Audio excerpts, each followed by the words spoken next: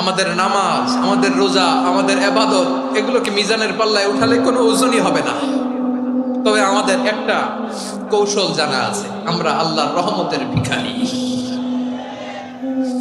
আমরা সেদিন আগেই গুনার স্বীকৃতি দিয়ে দেব।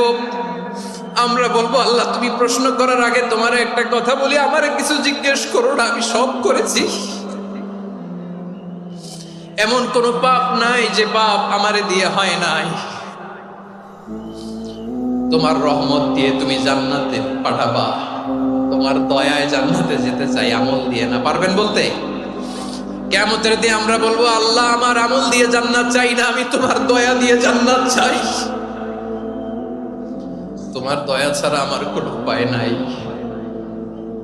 কারণ আল্লাহ যদি বিচার করে, বাঁচার কারো উপায় নাই। আল্লাহ যদি বলে ফেলেন তুই এটা করলি কেন, ওখানে গেলি কেন, কোরআনে 1000 বার নিষেধ করলাম তারপরেও এই পাপে জড়ালি কেন, এরকম প্রশ্ন ছুড়ে দিলে আমার